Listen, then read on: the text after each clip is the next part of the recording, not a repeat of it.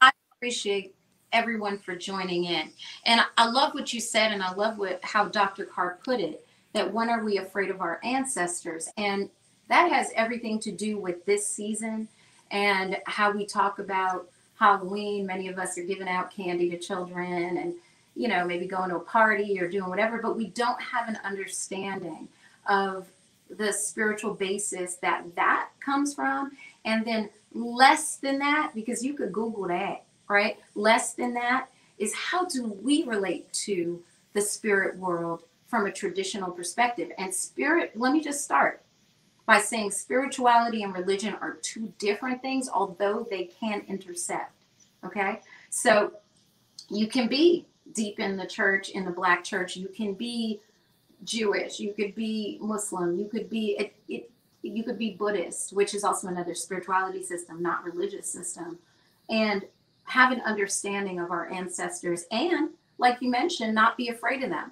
Have communion or conversation with them, and most of us do, even if it's unofficial, even if we're not sure how to reconnect in that way. And when you talked about remembering, right, it's like one being got separated through the transatlantic slave trade, the MAFA. And so much of us is, our head is over there, our leg is over there in the diaspora, right?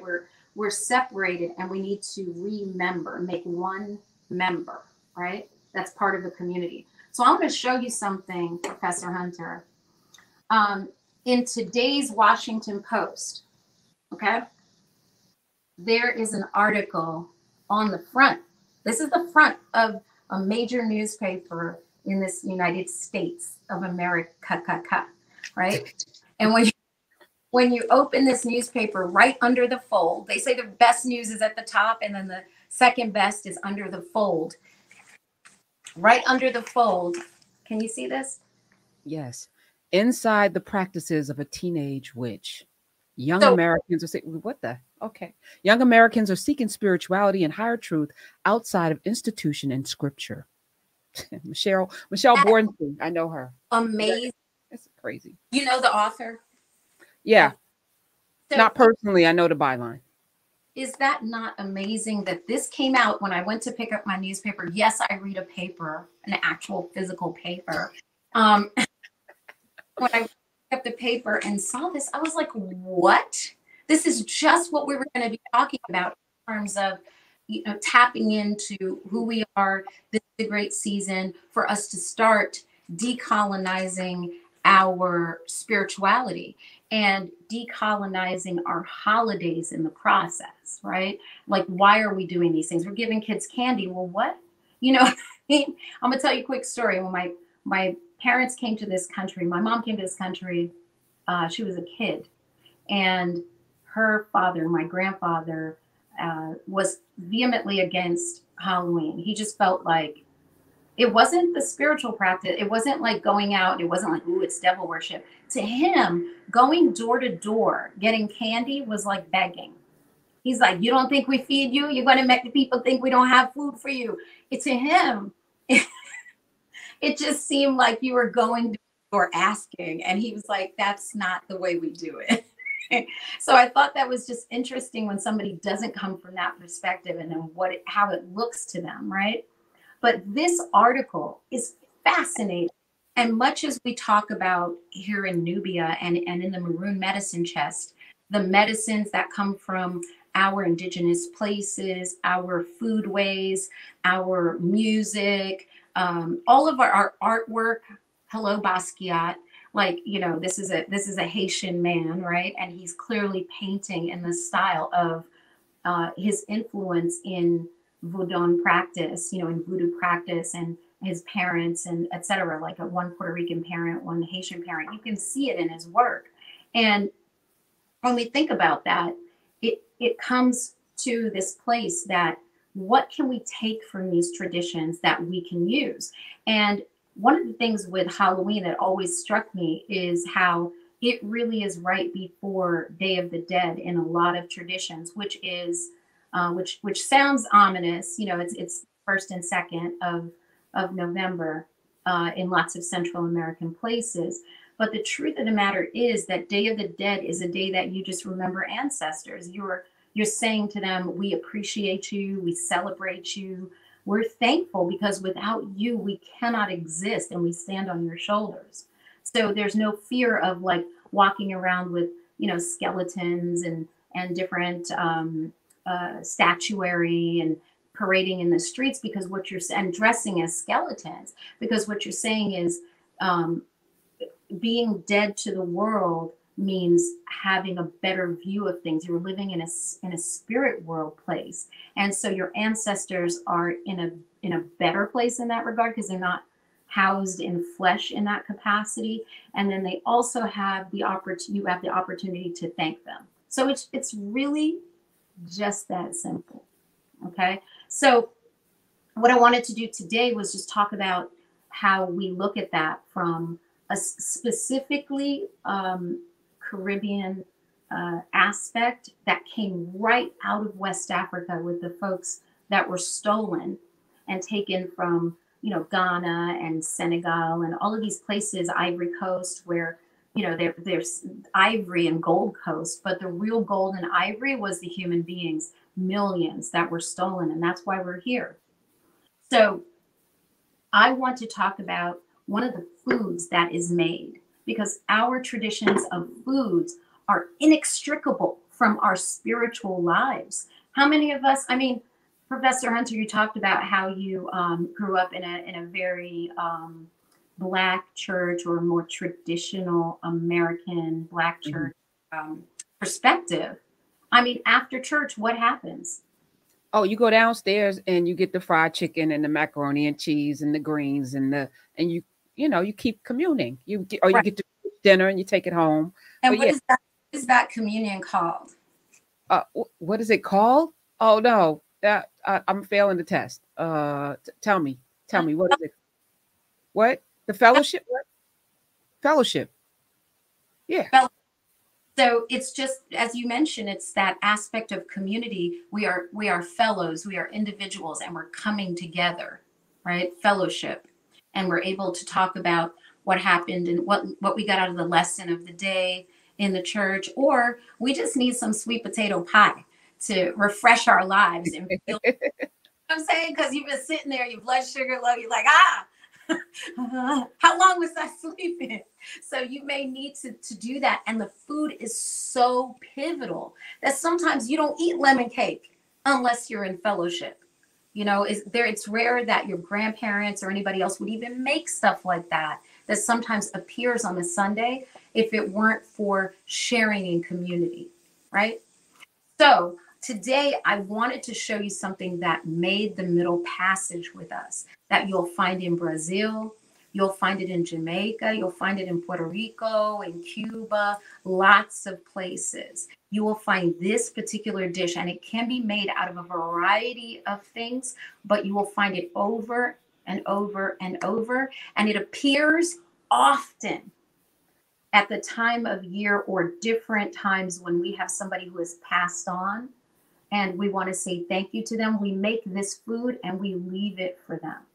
We don't anticipate they're actually going to eat it, because this is not a Hollywood horror story. We don't have that. As Dr. Carr said, we don't really have that. We have legends, we have stories most of the time. And here's the difference, right, between what we embody and Hollywood, is that in our stories, if we have a person visiting us in our dreams, or there's some disturbance in what we're feeling, that means that there's something to be solved. There's a problem to be solved.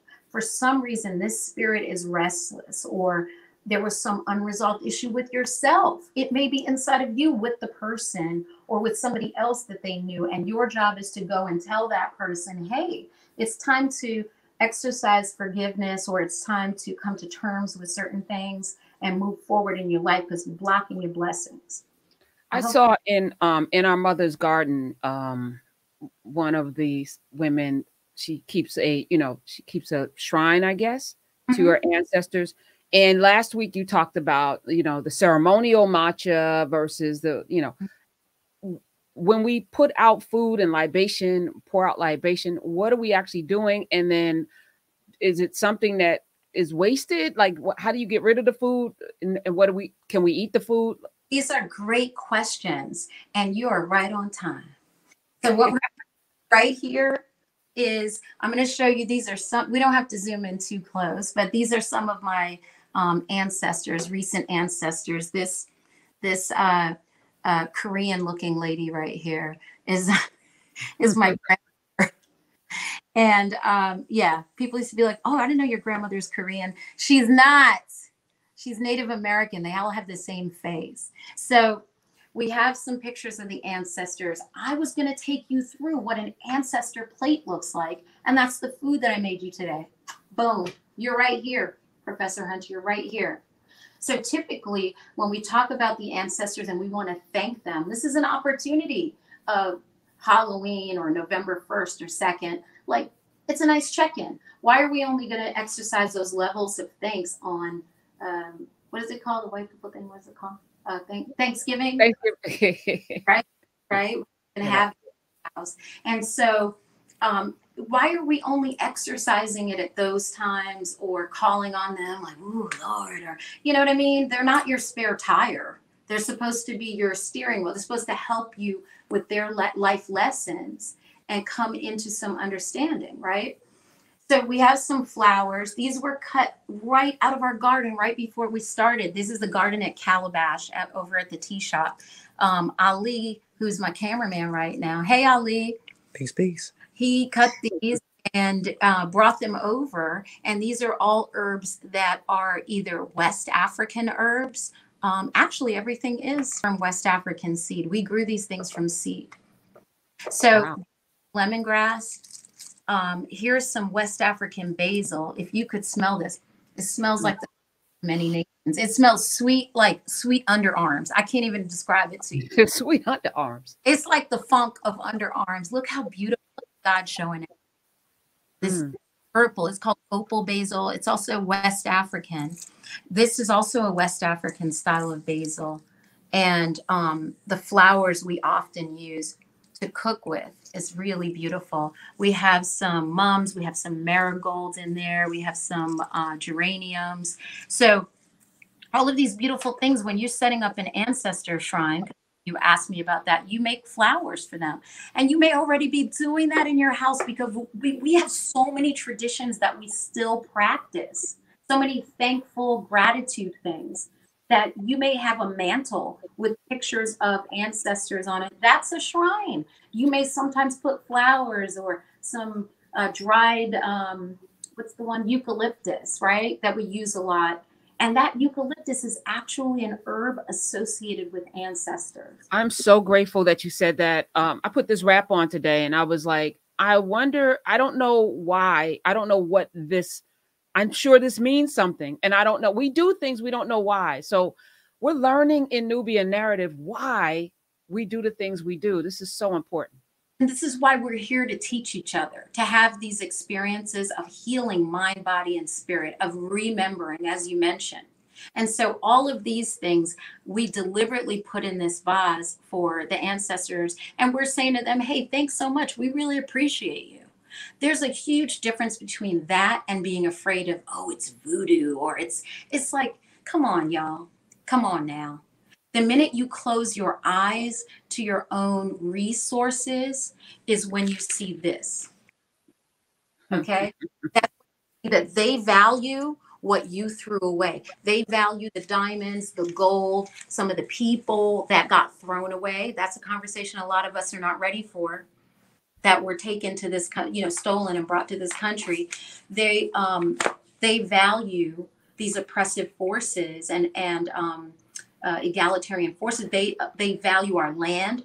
They're coming over there, taking up all of Africa while you're sleeping. They're in there buying up all the property, right? They're putting the crown jewels in their stuff, all of that. So when you see that, you say to yourself, And when I see something in a newspaper like that, I'm like, aha.